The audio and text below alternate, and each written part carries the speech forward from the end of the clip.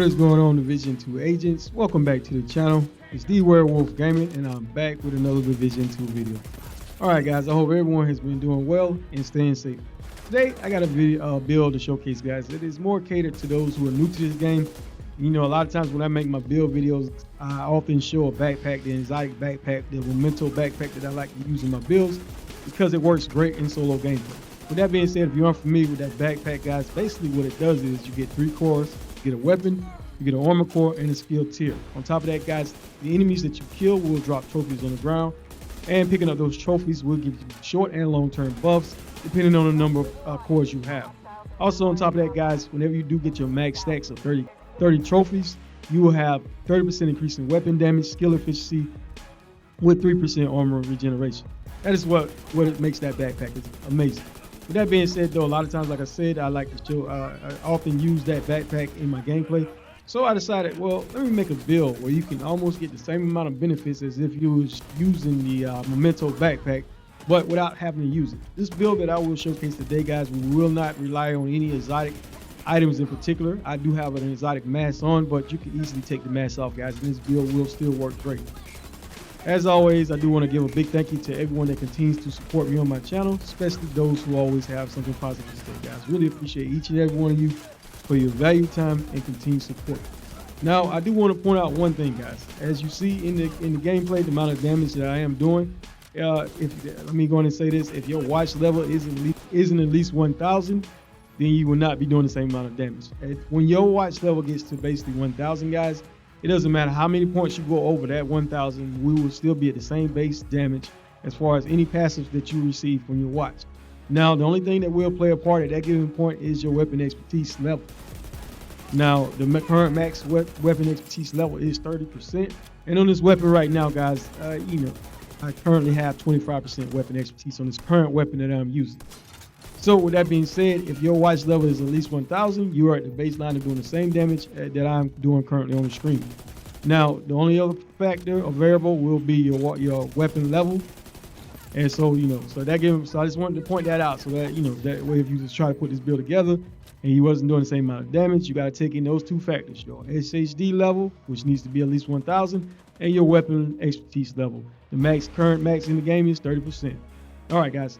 With that being said, I'm going to let you finish watching the rest of this gameplay, and then we'll go to this build breakdown shortly.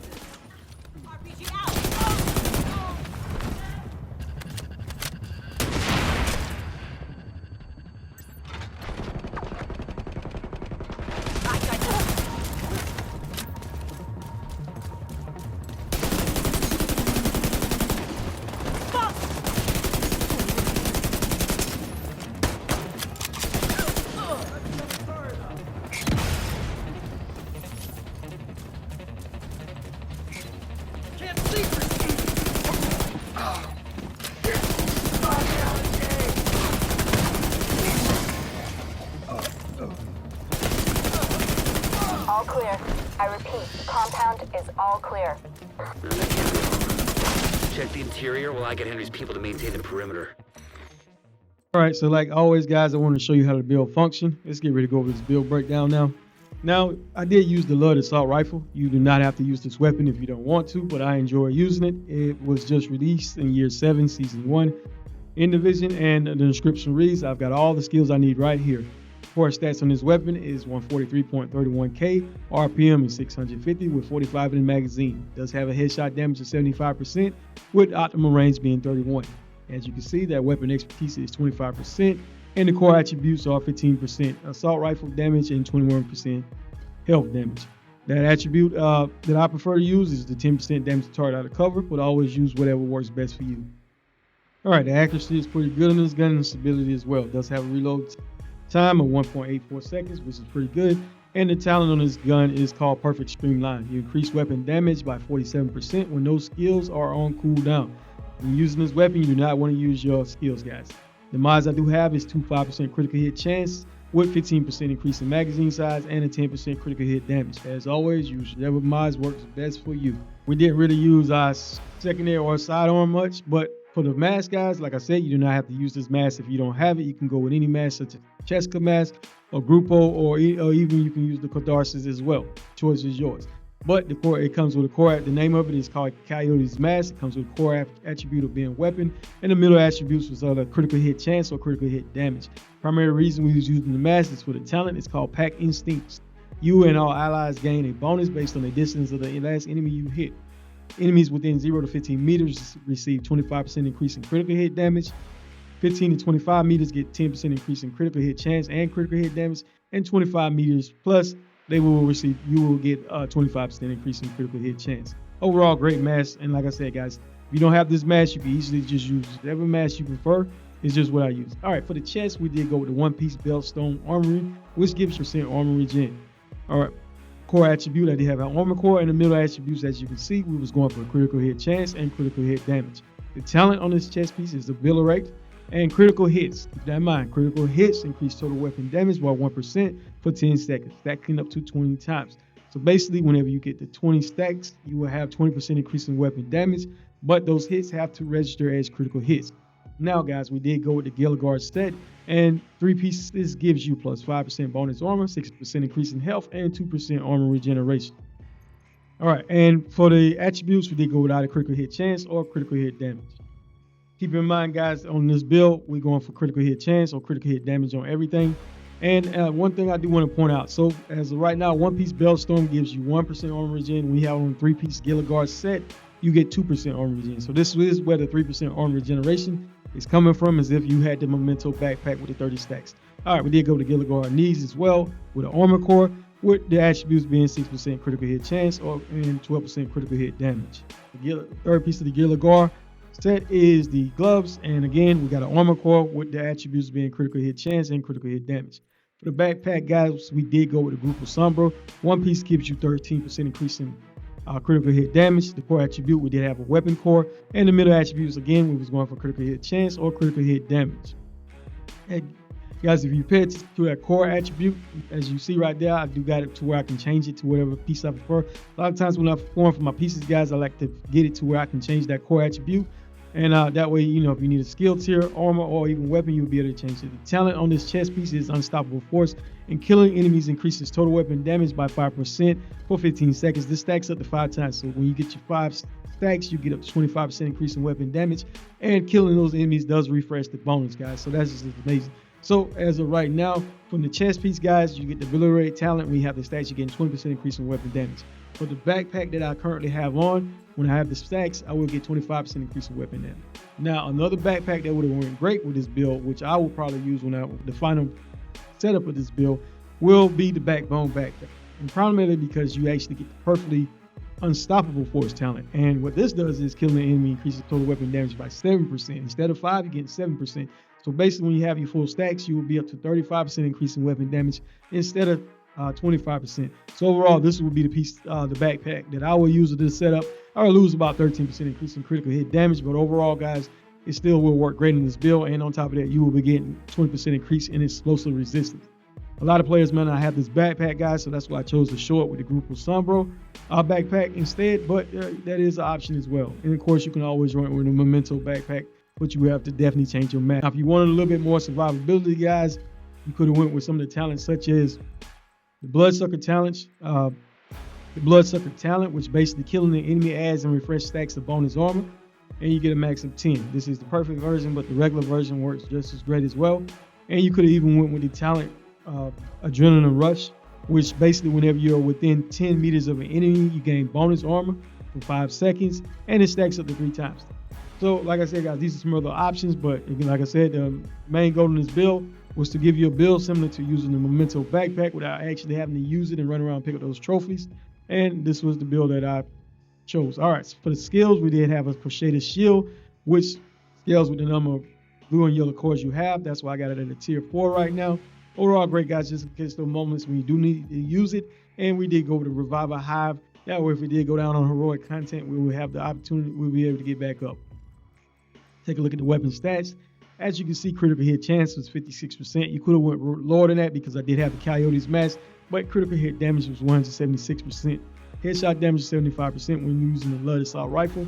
And let's take a look at the armor. The armor in this build is pretty great in my opinion as well. We sit right there at 1,552,099 armor with 155,210 armor on the kill and armor regeneration at 46,563. We are at max health at 561,000. Overall, guys, this is a very balanced build, works great. No modifiers needed whatsoever. Very fun, easy to use build, especially if you're new to this game, guys. And you know, you've seen a lot of videos where people are using a Memento backpack, but you don't have it. Well, this is a build that you could easily throw on. A lot of the gear pieces are very easy to farm for. So with that being said, I hope you like the build, guys. All right, so let's take a look at the class specialization. We did go with the gunner, primarily because every third reload is 50% faster.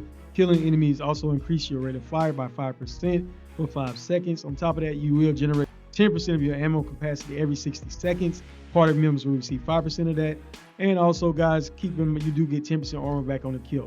You will also have access to the Banshee Pulse, which is great for disorienting those enemies to get you out of tight situations. On top of that, guys, don't forget to equip the correct weapon element to get your bonus and 15% increase in whatever weapon you're using. All right, guys, stick around. I do got a little bit more gameplay. For those who enjoy watching the gameplay, I will be finishing up the rest of this mission just to show those who may be on the fence about the build how it works. Very easy to use build, guys, and like I said, you do not need any exotic weapons or even exotic gear for this build to work. It works great. Get your armor regen. You don't have to worry about running around picking up those trophies. All right, guys, as always, thank you for your valuable time. Be Wolf out.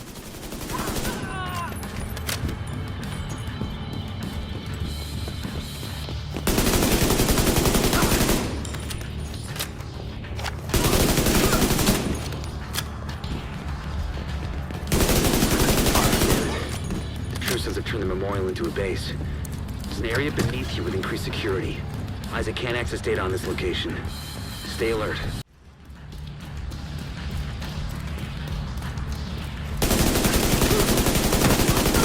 See you, agent! Asshole! You just hit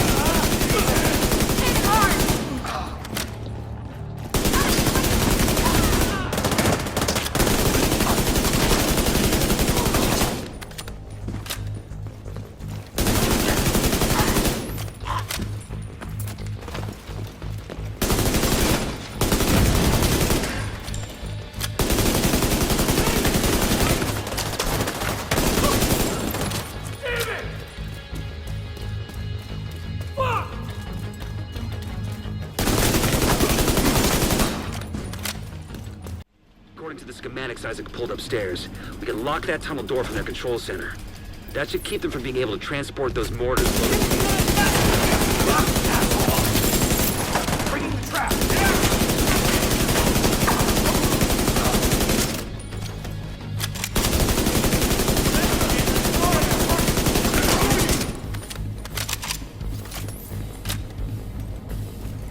Armor's almost down to 0.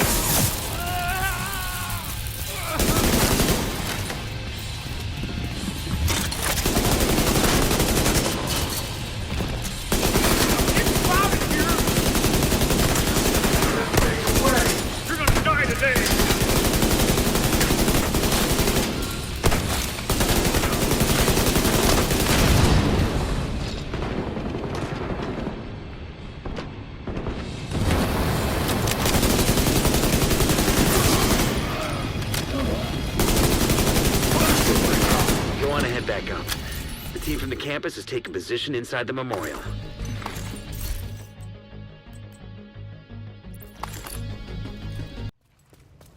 Today, we dealt a great blow to the True Sun's infrastructure. We confiscated a massive cache of chemical weapons and eliminated a stronghold near the campus.